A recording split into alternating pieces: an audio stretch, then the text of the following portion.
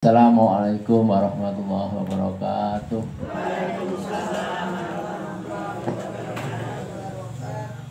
Alhamdulillah, alladzi arsala rasulahu bil huda wa dinil haqq yuridu an yudhhi'ahu kullihi wa kafa billahi shahida. Asyhadu an la ilaha illallah wa asyhadu anna Muhammadan abduhu wa rasuluhu nabiyya ba'da. Allahumma shalli wa sallim wa barik ala Muhammad wa ba'du. Setelah kita melewati buka bersama, maka pada kesempatan malam ini masih program selingan yang akan diisi oleh ustazah kita, yaitu Ibu Hajah Ida Bahrul, dengan mengambil satu judul peran aktif perempuan sangat dibutuhkan. Poin-poinnya banyak sekali, moga-moga bisa diringkas waktunya kira-kira 20 menit paling banyak ya, karena sisanya nanti untuk tanya jawab. Untuk itu waktu kami persilahkan.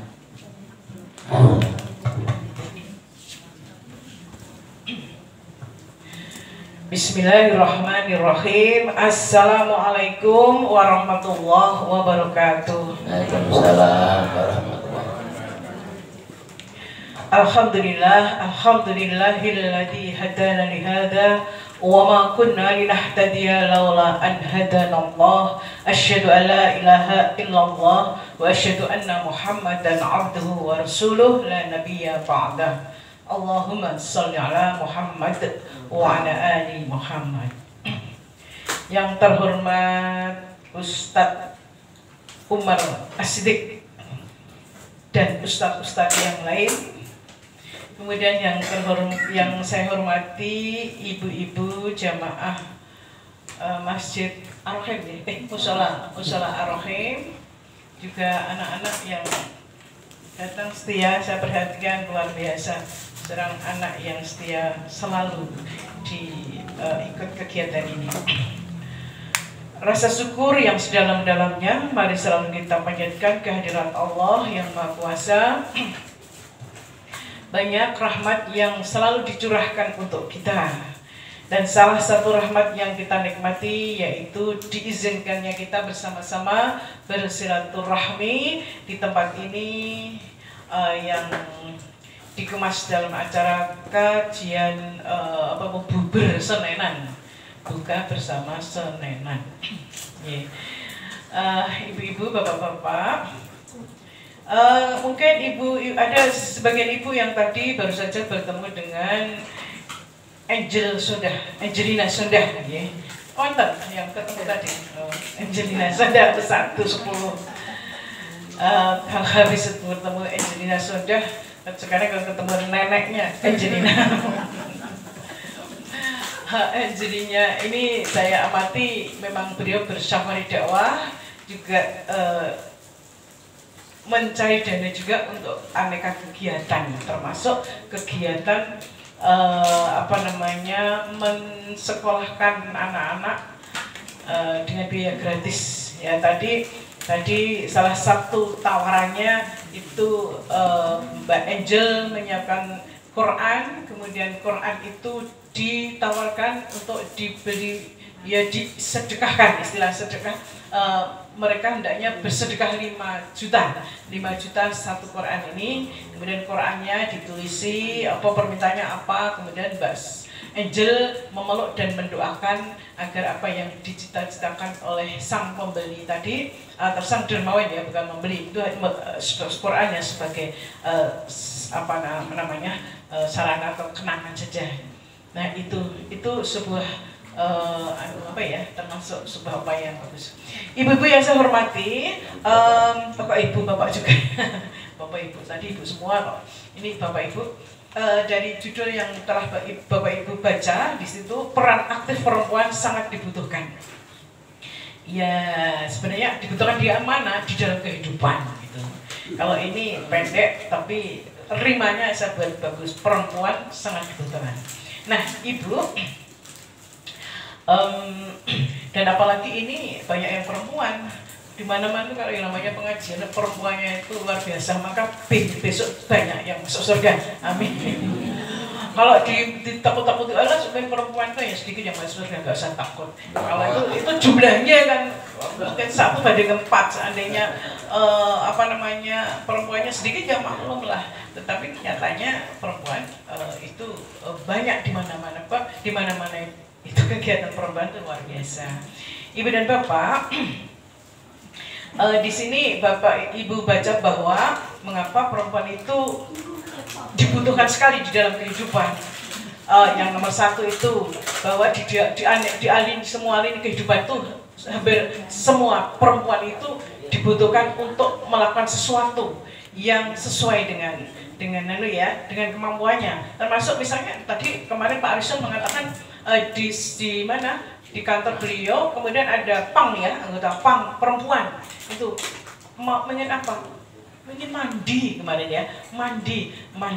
Nah, mandi di sini kemudian kan dilayani oleh perempuan, mandi dilayani laki-laki, wah gimana nanti dia nanti nggak bisa malah ada sesuatu. Malah nggak mandi malah pengen tak tontonnya gitu, bahaya sekali. Nah, di mana-mana ya, di pasar, di rumah itu perempuan itu di pasar luas. Kalau ibu-ibu di pasar di luas, kemudian apalagi di rumah ya. Kemudian pola pikir wanita itu bisa menyeimbang pola pikir laki-laki. Karena apa? Laki-laki, perempuan itu cenderung pakai perasaan. Sementara yang laki-laki itu lebih banyak logika. Soalnya misalnya ibu bapak memerintahkan kepada anaknya, besok kamu harus ke sana, kamu nggak boleh gini, kamu nggak ada. Kalau ibu kan enggak.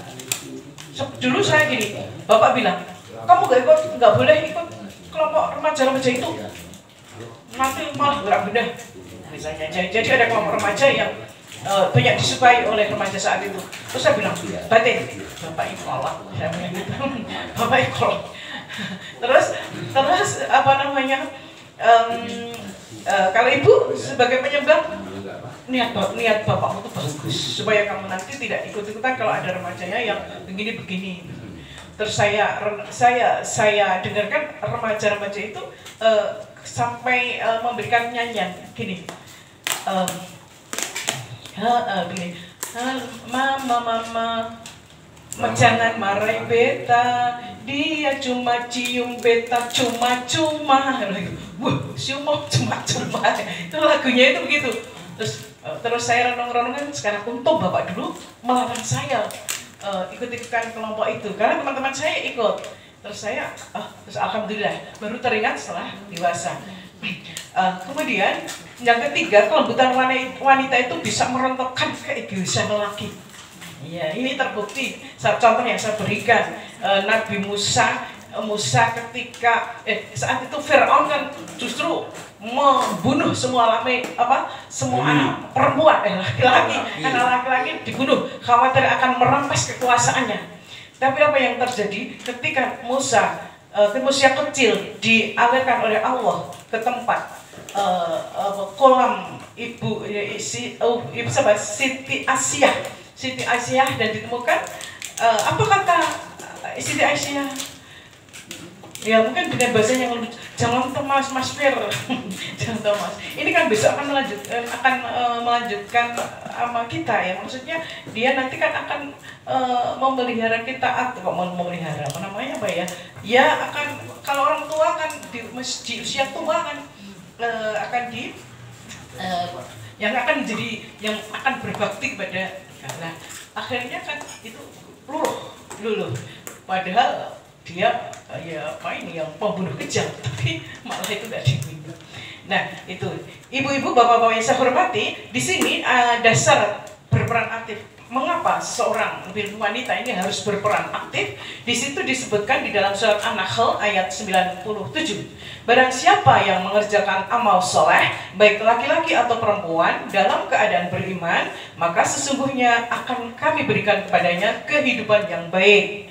Kelanjutannya ada itu. Dan akan kami beri balasan dengan pahala yang lebih baik daripada yang telah mereka kerjakan. Ini disebutkan laki-laki dan perempuan. Artinya tidak laki-laki saja, di perempuan itu sangat dianjurkan untuk beramal soleh. Demikian juga di dalam surat Ali Imran ayat 104. Hendaklah ada di antara kamu segolongan umat yang menyeru kepada kebajikan, menyuruh kepada yang ma'ruf dan mencegah dari yang mungkar. Kalau nggak salah bunyinya gitu. Wal takum minkum ummatu yata'una ilal khairi wa ya'muruna bil ma'ruf wa yanhauna 'anil munkar wa ulaika humul muflihun. Jadi kalau kita ini apa namanya? Ini segolongan, hendaknya ada di antara segolongan. Jadi kita itu apa? Menyeru kepada kebajikan, menyuruh kepada yang ma'ruf dan mencegah yang mungkar. Wah, itu mereka itu masuk orang-orang yang beruntung. Beruntung itu artinya apa? Surga. Maka alhamdulillah di sini ada kegiatan seperti ini ya. Ini kan segolongan umat yang menyeru. Berarti alhamdulillah di sini tokohnya, pelopornya sinten, Pak? Pelopornya untuk mendirikan ini siapa? Nah itu Pak Bambang, Pak Sinten, Pak Hepta, Pak Harsjono, itu Pak yang lain itu yang memelopori. Nah ini luar biasa. Nah terus kemudian wanitanya tentunya jangan kalah untuk bagaimana ikut menyukseskan. Kemudian kalau ada kalimat bijak, ada yang menyatakan hadis tapi tidak ditemukan perawinya, sehingga ini lebih cenderung kepada kalimat bijak saja, bahwa apabila wanita adalah yang negara, apabila wanitanya baik, benar, maka baiklah negara itu. Sebaiknya apabila negara itu rusak, wanita itu rusak, maka rusaklah negara. Ya, itu contohnya saja. Misalnya begini, dari sebuah keluarga, seorang bapak, mungkin seorang ustadz akan melakukan ceramah, akan berceramah di luar kota. Ceramah sudah ditunggu-tunggu, seperti misalnya tadi ada injurinya sudah ditunggu-tunggu, sudah infonya sudah seminggu berikutnya. Misalnya akan datang ke suatu tempat. Lalu kemudian kalau istrinya bilang gini, Pak jangan berangkat, anak dewi, anak kan lebih panas. Jumpa nggak Pak? Awas nek makan Pak. Bagaimana? Seorang istri wanita yang baik tidak akan berkata begitu. Bapak, ini anak kita panas. Sudahlah, saya dan nanti siapa yang ngatasi. Bapak tetap silahkan berangkat, sudah ditunggu-tunggu umat gitu ya. Termasuk seorang pejabat sedang mau memberikan sambutan, tapi kalau istrinya tidak bijak, maka apalagi sampai ngomong, Pak, tega men tidak berkeanaan misalnya, malah mikir sendiri, tega men, mana anakmu sampai ngomong sampai mati misalnya begitu. Wah, itu kan si seorang bapak akan apa? Tidak nyaman berjalan di jalan, tidak akan bicara pun mungkin akan jadi apa? Meledo karena kata-kata istrinya tadi. Nah, istri yang baik tidak akan berkata begitu, akan justru menyupport, mendoakan. Nah, ini salah satu wanita menjadi tiang negara. Kemudian sebaliknya, apabila wanitanya rusak, maka rusaklah negara itu. Banyak contoh lah. Misalnya seorang juga kita dengar viral itu ada seorang yang misalnya seseorang sudah jadi gubernur, itu kemudian istrinya, Bapak gimana sih sudah jadi gubernur, masa mobilnya masih gitu aja, Mbak itu loh sebenarnya itu orang biasa aja, mobilnya bagus. Wah, ini bapaknya bisa saja tergoda untuk mewujudkan keinginan istrinya, akhirnya menyalahi peraturan. Nah ini apabila wanitanya baik, wanitanya rusak bisa mengarah ke situ.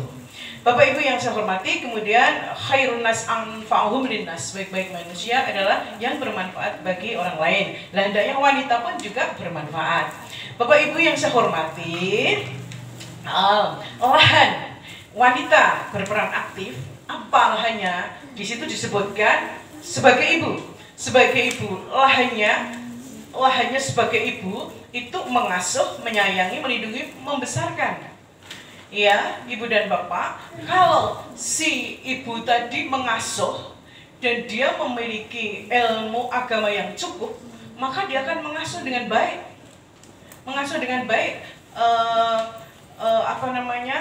bahkan di dalam mulai dari kandungan pun anaknya diasuh dengan baik.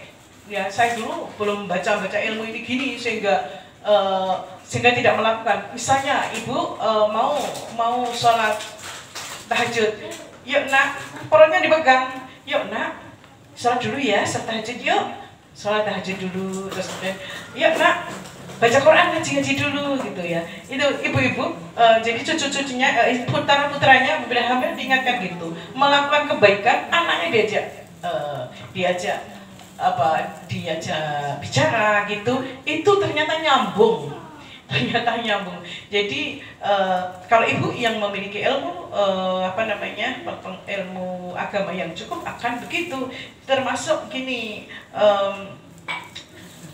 ilmu gini ya, masalah najis. Ibu-ibu, ini saya ingatkan, kadang-kadang kita menganggap cuek atau hal yang biasa. Misalnya cucu kita pipis, ya nggak pakai pampers, cucu pipis netes, kemudian gitu. Seorang ibu yang tidak mengerti najis, paling hanya dia dipel sekali dah, atau bahkan susuk dah kering, itu najis masih nempel. Karena dan bahaya kalau ibu-ibu bapak-bapak habis wudu kakinya basah kemudian nyenggol, itu najis. Tapi bagaimana bagi yang mengerti agama? Iya dipel satu kali, kemudian dipel lagi, ya paling nggak 3 kali sehingga sudah bersih. Termasuk mbak-mbak dan sampai sekarang ya, mungkin ibu-ibu apabila belum melakukan ini, mencuci pakaian anak-anak muslim ya, anak-anak atau cucu itu jangan sembarang dicampur dengan pakaian kita. Pakaian anak-anak lebih celana termasuk celana ibu-ibu, lebih perempuan ya, celana ibu-ibu itu sebelum dicuci dicampur dianu dulu, di bahasa Jawa diucek sih. Saya ada di anak-anak cucu saya, kalau ingin nyampur pakaianmu, celanamu dengan campur cucian ini, celana di kamar mandi diucek-ucek dulu. Apaan itu? Biar nggak najis. CD ya, CD itu diucek ya. Itu kan wanita kan kadang-kadang ada keputihan, ada apa, kalau bapak-bapak kemerahan apa ya, saya nggak tahu. Kemudian itu bapak ibu pun walaupun kita yang sudah menopause mungkin tidak ada tadi putihan, tapi kan itu tempatnya mungkin najis ya, kadang mungkin cebok nggak bersih, yaitu masih nempel, itu ucek dulu baru dicampurkan ke pakaian. Nah itu ibu-ibu yang mungkin selama ini lupa atau tidak tahu, seharusnya begitu. Nah ini akan dilakukan seorang ibu apabila dia mengerti ilmu agama dan memang harus mencari ilmu agama dengan baik. Kemudian sebagai istri yang mendampingi dan mencukupi kebutuhan suaminya, ya nggak mencukupi, maksudnya mendampingi, dan memenuhi. Pokoknya yang lain. Pokoknya kebutuhan suaminya diperhatikan dengan baik. Di situ di surat An-Nisa ayat 34 itu ada, itu dasarnya hendaknya kita bertakwa kepada Allah, kemudian juga menjaga kehormatan suaminya, dalam arti apabila suami, lebih-lebih suami nggak ada, suami sedang pergi, itu kita jaga diri kita dengan sebaik-baiknya, jangan sampai menodai diri sendiri. Nah termasuk ini apabila ini ada hadis yang menyatakan, apabila ku izinkan seorang manusia bersujud dengan manusia lain, maka seorang istri aku suruh sujud kepada suaminya. Itu menunjukkan bahwa berbakti pada suami itu sangat-sangat dianjurkan. Karena nggak boleh bersujud, maka ya tidak bersujud. Artinya apa? Berbaktilah pada suami dengan sebaik-baiknya. Jadi sangat disayangkan apabila seorang istri ketika suaminya menasihati kok langsung nasihatnya atau mengingatkan satu kali jawaban langsung 10. Nah itu ingat, kita jangan seperti itu. Seorang istri berbakti pada suami dengan sebaik-baiknya. Jangan seperti itu. Ya ibu-ibu, bapak-bapak. Namun gini, bapak-bapak, walaupun begitu jangan memanfaatkan kekuasaannya. Gitu. Ridho suami kan, kalau istri kan pergi atau kemana pun kan harus izin suami, gitu. Jangan ngehel, Bu. Pak, aku tak ini, sudah nggak boleh, nggak boleh ya sudah. Kesabaran ibu itu pahala tersendiri, gitu. Tapi merayu bapaknya biar boleh. Merayu dan boleh berhasil ya. Berarti itu sebuah Bu, namanya sebuah sebuah prestasi bisa merayu. Ya, bapak walaupun bapak walaupun bapak mendapat keistimewaan dari Allah demikian, namun jangan biarkan istri sampai nggak boleh kemana-mana. Ya, terus tinggal 5 menit. Waktu masih 5 menit, nggak apa-apa. Kalau perlu habis biar nggak ada pertanyaan. Iya, boleh. Kemudian Nggak perlu sama suami nih. suami orang.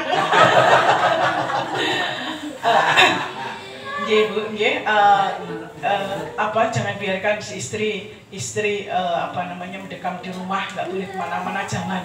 Mereka akan segera mereka keluar itu kan juga imun, mencari kesegaran, kebaikan, dan bisa sehingga lebih fresh, bisa menjaga suami dengan sebaik-baiknya. Namun kalau suaminya sakit atau stroke atau jangan apa-apa, ya baiknya menyesuaikan diri karena stroke itu sensitif sekali katanya. Sensitif, sekarang laki-laki yang stroke itu sensitif. Istrinya begini cemburu, ini begini cemburu. Oh, iya. Kesabarannya luar biasa. Itu cerita para istri yang suaminya stroke. Maka dijaga dengan sebaik-baiknya, jangan sampai stroke, jangan sampai apa-apa, dibahagia. Kalau dipelihara kok nggak pas. Ya, biar nggak stroke, sehingga ibu-ibu tidak lelah. Namun apabila kehendak Allah demikian, ya sabar, ikhlas itu nggih. Tapi kita doa, moga bapak doa Pak jangan sampai stroke, kasihan istrinya, kasihan istri. Ya. Kemudian ibu bapak yang saya hormati, ini saya 5 menit tambah dikit. Kegiatan tadi kan di rumah, di luar apa? Misalnya bagi ibu bundanya sebagai aktif di dalam kepengurusan di dalam lembaga keagamaan, misalnya di pengajian TPK dan sebagainya, penggerak bidang kesehatan. Ini termasuk di dalamnya, ini ada yang aktivis senam. Aktif senam Bu? Lah, ibu-ibu senam ya, senam. Gini Bapak Ibu, senam, kita senam memang mencari kesehatan, tapi tidak sekedar mencari kesehatan. Senam pun daya punya misi. Saya kesel ya. Senam pun daya punya misi. Apa? Senam saya tidak sekedar senam, tapi saya senam ingin memperbaiki sesuatu yang kurang pas. Yang saya lihat langsung. Saya memberi contoh, ingin senam dengan pakaian yang islami, yang syar'i. Artinya apa? Kaosnya agak panjang, kemudian juga kerudungnya jangan kerudung ditambahin gini sehingga di depannya ada gelombang cinta penuh gitu. Jangan sampai. Termasuk celana yang celananya pendek itu kalau gini-gini dari belakang apalagi celananya putih, wah celul-celul gitu loh Bu. Itu beda iman. Beda iman. Oleh karena itu kita memberi contoh, pakai kaos yang panjang, tunik itu. Apabila ternyata kaos pendek-pendek sambungnya apa? Sudah ada sekarang, ada rok yang untuk nyambung sampai mendekati dengkul. Itu insya Allah aman. Kalau saya sedih mau melihat, waduh, mendul, kuing, betul itu aku balak bapak lihat celegu itu. Namun kita lebih contoh. Mari kita contohin dengan pakaian yang syar'i, ya apa namanya, pokoknya standar lah, standar untuk. Kemudian ibu-ibu yang saya hormati, silakan berperan aktif di dalam PKK dan misalnya PKK organisasi dan lain-lain, termasuk PKK saya Pak ya. Teman-teman saya banyak PKK. Kadang-kadang ibu besok ya Bu, tolong jadi wakil ketua ya. Enggak. Terus apalagi jadi ketua PKK, ketua ini ya. Enggak. Berarti ini ngopo, golek momongan, legan golek momongan, bisa gitu. Jangan seperti itu, Bu. Karena apa? Kalau yang muslim itu wegah kan jadi ketua ini ra gelem, dadi ini ra gelem nanti dipegang wong liya itu. Wong liya piye? Nanti akhirnya PKK harusnya maghrib sudah selesai, masih ibu-ibu dan lain-lain. Nah masih gitu. Wah ini akhirnya menyampaikan sholat maghrib dan lain-lain. Jadi nggak apa-apa, jalan. Bu diberi, oke, bismillah, siap, ladang saya, ladang amal saya, gitu. Saya juga di organisasi saya itu termasuk sebenarnya banyak yang saya lakukan. Karena apa? Sebagai ketua di Kabupaten Semarang, Ketua Aisyah, ya. Kemudian di provinsi juga sebagai pengurus, kemudian di masjid juga kemarin jadi ketua. Nah, artinya sebenarnya banyak yang apa namanya saya lakukan. Kalau saya moh gitu, ya iman sekali, iman. Karena apa? Sebenarnya itu akan menyehatkan diri kita. Ibu-ibu, saya minta tolonglah kalau diberi kegiatan apa-apa, gitu gini loh bikinnya, ladang pahala. Saya sedang proses membangun kapling saya di alam sana itu. Gitu nggih. Pokoknya dilakukan. Kalau nggak bisa, mohon kekuatan. Yang penting jangan mau golek gawean. Gitu. Itu yang selalu saya pesankan. Kemudian ada lagi misalnya ya alhamdulillah ini kegiatan wanita itu, misalnya membuat sedekah ya. Saya acungi jempol di sini RT Panjenengan Burkomari itu Selasa berkah ya.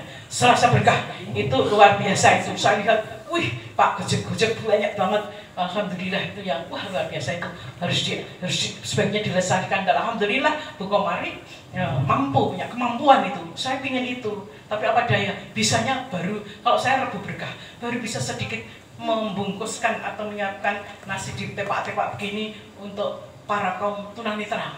Jadi kalau Rabu setengah 6 itu saya berusukan oleh Pak Jokowi, mana ke gagang tunanetra, kemampuan saya sedikit ya sedikit, tapi ibu-ibu saya harapkan yang hebat bisa memberikan sesuatu yang banyak. Nah simpulannya, udah Pak, tenang Pak, wis pahme Isa tadi. Jadi sudah berani menyimpulkan. Pertama, Bisa tidur. Pertama, wanita sangat dibutuhkan berperan aktif dalam kehidupan. Ya Bu, ya, memanfaatkan, apalagi masih muda. Saya dulu aja juga berikrar, aku nanti kalau sudah menjadi anggota pensiun, menjadi anggota PAN, saya berikrar waktu saya akan lebih banyak untuk kegiatan sosial keagamaan. Karena ketika masih menjadi PNS, waktu saya terbatas untuk masalah keagamaan. Maka ketika menjadi anggota PAN, insya Allah saya sana sini untuk agama Allah. Kemudian sedekahkan sebagian waktu untuk memberikan manfaat bagi umat. Ibu-ibu, apalagi yang tidak ada kegiatan apa-apa, aku harus menyediakan waktu untuk apa ya? Banyak yang harus dikegiatan, banyak sebenarnya Bu kegiatan itu. Maka sedekahkan atau infakkan sebagian waktu. Kemudian semua kebaikan yang dilakukan dengan baik pada dasarnya pada dasarnya dikembalikan untuk diri sendiri, yang kelak akan dinikmati di alam keabadian atau alam kelanggengan. Jadi proses termasuk saya saat ini sebenarnya saya sedang membangun, insya Allah membangun kapling saya sendiri di sana, termasuk Pak Bambang, semuanya bapak-bapak ibu dan ibu-ibu itu melakukan sesuatu itu pada dasarnya sedang membangun atau proses sedang membangun insya Allah surganya sendiri-sendiri. Nah, oleh karena itu semoga kita lebih-lebih kaum wanita ini diberikan kekuatan lahir batin, dibukakan hatinya untuk mau berkiprah di dalam kehidupan untuk bangsa ini, kehidupan ini, bangsa kita yang sebenarnya untuk diri kita sendiri. Maka apa yang bisa saya sampaikan, moga-moga bermanfaat. Terima kasih atas tidak adanya pertanyaan. Sementara saya kembalikan monggo.